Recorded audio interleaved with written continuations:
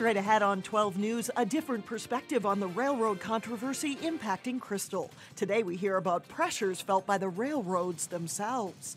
Also, anticipating a teacher shortage, where Anoka Hennepin Schools must focus its hiring efforts. Plus, a focus on food shelves. This is a crucial month for them. What items are needed the most? 12 News starts right now. Hello and thanks for joining us. Officials from the railroad companies themselves are speaking out about a controversial proposal to increase train traffic through Crystal and Robbinsdale. A local lawmaker introduced several bills this week in an attempt to block the rail project, but railroad officials believe the project will benefit the state. Delane Cleveland joins us now to explain. Delane? Mike and Alex, Burlington Northern Santa Fe is investing $326 million to reduce freight congestion throughout Minnesota. So while Robbinsdale and Crystal officials are upset about increased traffic through their cities, other areas stand to benefit. We've heard from many people, many elected officials in Minnesota, our customers and others about the service challenges that we've had over the past year. And one of the ways that we address that is investing in our infrastructure, expanding our capacity, and that's what this project will do. The project she's referring to would link a Canadian Pacific rail line with a lightly used BNSF line in Crystal.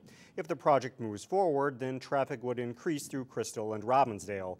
Local officials say the trains would block traffic and hinder emergency services. Wednesday at the Capitol, a Senate committee passed 3 bills aimed at preventing the trains from traveling through those cities. 2 of those bills would order an environmental impact statement. BNSF officials say they oppose any efforts to further delay the process because the Federal Service Transportation Board already has a review process in place. In terms of this project, delaying or prolonging the review that's already going to be in place under the STB process, shouldn't be allowed, especially when you look at in terms of the impact to the broader region. Meanwhile, BNSF officials say they've been communicating with Crystal and Robbinsdale, and they'll continue to do that as the project moves forward. As for the bills introduced at the Capitol, all 3 were referred to different Senate committees, but no further hearings have been scheduled. Alex? All right, thanks a lot, Delane. As we went to air, the Minnesota House was set to vote on a controversial teacher tenure bill. It would prevent school districts from basing layoff decisions strictly on seniority. The State Teachers Union Education Minnesota has spoken out against the bill, saying it will divide teachers and force a costly, unfunded mandate onto local school districts. Meanwhile, a shortage of teachers in some subject areas is on the radar of the state's largest school district. Anoka Hennepin schools are finding a need for chemistry and physics teachers next school year. Special education teachers and those who teach English as a second language are also in demand. And while it's not necessarily a new problem, there are a number of different reasons that make staffing difficult. If there was one solution to solve the problem, somebody would have figured it out by now. This is an issue that has many factors that go into it. Again, like I mentioned earlier, the classes that students register for, what our enrollment looks like, which teachers choose to retire in any given year, and what license areas they teach in. The district says remaining competitive with teacher salaries is vital to recruiting and retaining good teachers in key subject areas. Funeral services are now set for a Maple Grove mother of 3 killed in a 7-vehicle pileup on I-94. Holly Hoagland Klein was killed in the crash east of St. Cloud Tuesday morning. The State Patrol says a semi slammed into her and other vehicles, slowing on the interstate, which was snowy and icy at the time. A visitation for Hoagland Klein will be held Friday evening at St. Michael Catholic Church in St. Michael. Funeral services will be held the following morning. Hoagland Klein was the 3rd-generation family owner of Hoagland Bus Company. Work continues in Brooklyn Center on a $19 million water treatment plant. The plant is being built to improve the safety and taste of the city's drinking water. Right now, the city's water is unfiltered, and there is a higher level of manganese in the water, which could be harmful to infants and children. The new plant will include filters and should be operational at the end of the year. In the meantime, the city is only pumping water from 3 wells that have the lowest levels of manganese. Plymouth police are looking at ways to keep up with the city's population growth. Police and the city council this week discussed what the department will need as the northwest part of the city continues to grow. Chief Mike Goldstein says with more police calls to that area, it could lead to an additional patrol district.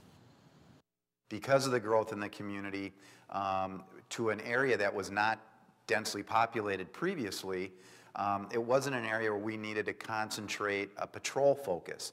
We were there from time to time and would respond to calls there, but it was not, it was within a patrol district, but it didn't consume a lot of our time. Well, that's changing.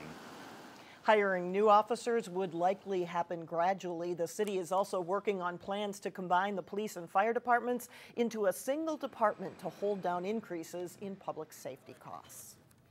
March is an important month for food shelves. It is the time of year when the amount of donations can be leveraged into additional dollars. And 12 News reporter Shannon Slatton has a top 10 list now for items that food shelves need the most. If you're like me, when you think of donating an item to the food shelf, you immediately think of going to the grocery store and picking up a canned good. And while these definitely are appreciated, they're also the most frequently donated items. So today, we're going to tell you the 10 most wanted items at food shelves, and some of those will surprise you. Many people are surprised by our most needed items. And they are our greatest need is around some basic pantry staples. Bags of flour, sugar, and other basic items that are used by everyone are at the top of the list. Number 2, if you're going to go canned, think about canned meat that also has versatility across cultures. Those aren't things that most people think about donating. They think about mac and cheese, peanut butter, which we need as well, but having those ingredients to make meals makes a difference. Number 3, 4, and 5 are about the kids. Peanut butter and boxed cereal are popular, more so during the summer months when the kids are home from school. Kid and family-friendly items like cereal, canned fruit. Then diapers always fly off the shelves, particularly the larger sizes that are more expensive but just as needed. Another most wanted item is personal care or hygiene products. The shelves here at SEEP are nearly empty after the doors opened an hour and a half ago. Definitely personal care items along those lines. Yeah, toilet paper and even hygiene items. Paper products like toilet paper or paper towels are at number 7, followed by cleaning products at number 8. It might be dish detergent, laundry detergent, bar soap. If you want to make the most of your donation, think about giving cash. Money is a huge difference. There's a 1-to-8 ratio. For every $1, we can buy $8 worth of food through our food bank partners. So your dollar goes further than buying food. I was definitely surprised to learn one of the items most needed at food shelves was cooking oil. In fact, we visited 2 of the largest food shelves in our area and there wasn't one bottle available. In Brooklyn Center, Shannon Slatton, 12 News. The food shelves also ask that if you are using Food Share Month as a chance to clean out your cupboards, make sure you check the expiration date before you donate. Well, up next, we head to Maranatha Christian Academy to meet this week's standout student. And a little bit later in sports, see which local teams survived opening night of the girls' basketball playoffs. But first, what a difference a day makes. Temperatures rise above freezing on Friday.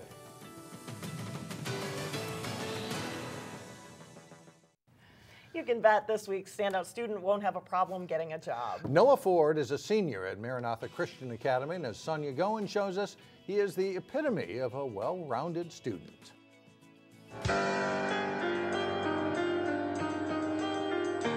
Noah Ford has been tickling the ivory since he was 5 years old. Mostly I like to play more modern music. He's also a very good soccer player. It was a wonderful last season. We had a great coach, a great team. Noah was named All-Conference and MVP of the varsity team. Our program is getting better really quickly. He's also book smart. So you put the 3 in for the Y. Noah's GPA is above 4.0. B minus A over N. He's not in college yet, but he already has 40 college credits under his belt. And this year I'm taking AP Lang and AP Calc. So N equals The class valedictorian is a role model for his classmates. You could say he has a swag, as well as just being stellar in his academics and a great leader at the school. Minus 21x Noah wants to pursue a career as an electrical engineer. When I was younger, I would always want to build racetracks, build catapults. In 10 years, he wants to be a successful business owner. I would love to just help assemble a dream team and come up with something awesome. But Noah's passion is backpacking. One of the best times on the trail was when we hiked up to the top of Eagle Mountain. He's tracked more than 260 miles of trails. And you can see the lake over on one side, a river snaking through, and it's just gorgeous. From Duluth to Canada. You're definitely not comfortable on these trips. It might be raining, it might be cold, you might have blistered feet. He says the rigorous trails have prepared him for life. It just makes you better and it prepares you for harder things in life. And when you can push through that and then you get to the end and you realize how accomplished you feel, it makes you less afraid of what can come against you. In Brooklyn Park, Sonia Goins, 12 News. Noah is considering several colleges. The list includes Iowa State, Baylor, Duke, and Tulsa University. Coming up, art influenced by a potato. But first, Hopkins and Eden Prairie square off in a great section championship game in boys basketball. John Jacobson has the highlights up next. You know, it's an exciting time of year when you have overtime after overtime after overtime, all kinds of different games. A lot of overtimes last night, basketball and hockey. The Breck boys hockey team survived a double overtime thriller last week, beating Delano to reach the Class A state tournament. The Mustangs needed OT again Thursday in the state quarterfinals as they face St. Cloud Apollo. Stephen Hedrick stops a great Apollo chance on a 4-on-1, keep it scoreless through one period. Still 0-0 late in the game when Breck's Mitchell Macklett hits the pipe on a great chance. Goalies Nick Althouse of Apollo and Hedrick of Breck play well and it's scoreless through regulation. In overtime, Gino Lucia sets up Brandon Bissett for the game winner and the Mustangs lose 1-0. They did beat Spring Lake Park 1-0 in the consolation semifinals today, and they'll face New Prague for 5th place on Saturday. Huge crowd at Cooper Tuesday night to witness the Section 6 4A boys championship game between second-seeded Hopkins and top-seeded Eden Prairie. First half, the Royals' Vinny Shaheed drives the lane, scores and is fouled, and helps give Hopkins a 7-point lead. Eden Prairie's Ryan Jacobus hits a 25-footer for 3, and the Eagles go up 30-29. Xavier Johnson hits a 3 from in front of the Eden Prairie bench. The Royals take a 1-point lead at halftime, 32-31. Second half, good passing for Eden Prairie, ends in a layup for Blake Cashman, and the Eagles go back in front. And later, Blake Lanassa buries a 3. This one puts Eden Prairie up 45-40. They later lead by 7 with under 3 minutes to go. But Ishmael El-Amin hits some big baskets for Hopkins, including this one, bringing them within a point with under 30 seconds left.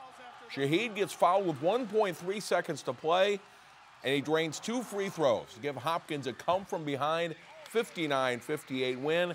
They are headed back to the state tournament.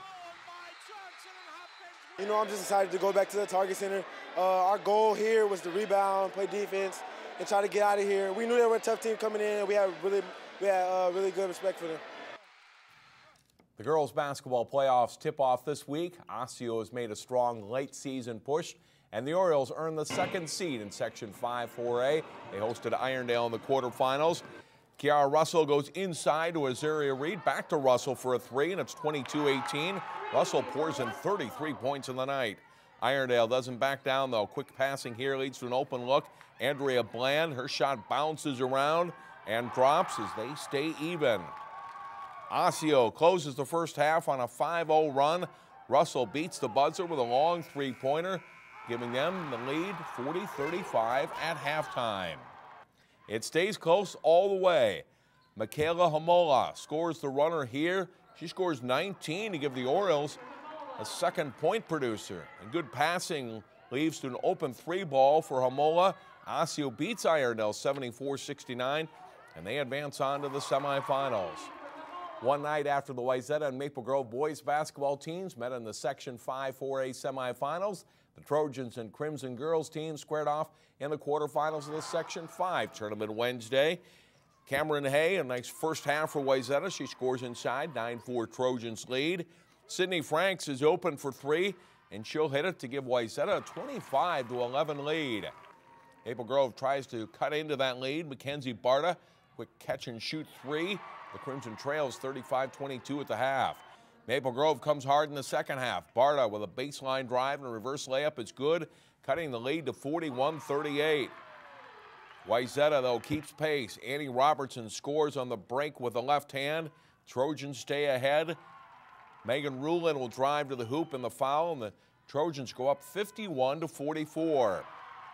Maple Grove rallies again. Mary Eckberg will nail a three-pointer here for the Crimson.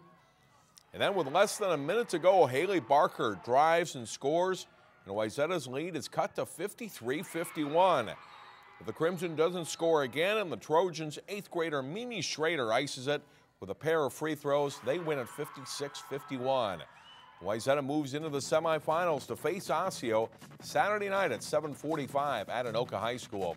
Also in Section 5, Champlin Park playing at Mounds View. Erica Hicks drives and gets it to Katara Etheridge, who pulls up and hits 2 of her 14 points. Champlin Park leads 33-26 at halftime. Second half, and Casey Tomczyk sends it ahead to Allison Garridge for the layup. The Rebels lead 53-44. Garridge scores 18. Hannah Krimble takes it all the way for the hoop and fouls. She scores 19, and the Rebels lead it by 6. They're trailing by 2 late. Mounds View's Jackie Volkert draws the defense, feeds her sister Becky Volkert for the layup. It's tied 61-all, and this one's headed to overtime. Garridge gets a late layup, but time runs out. The Rebels lose to the Mustangs 70-68 in OT. And now Mounds View will meet top seed Centennial in the semifinals. And one final reminder, Champlin Park Wayzata boys basketball live on Channel 12 Friday night at 7. All right, triumph and heartbreak, depending on which side, right? Right. Thanks a lot, John. We'll be right back.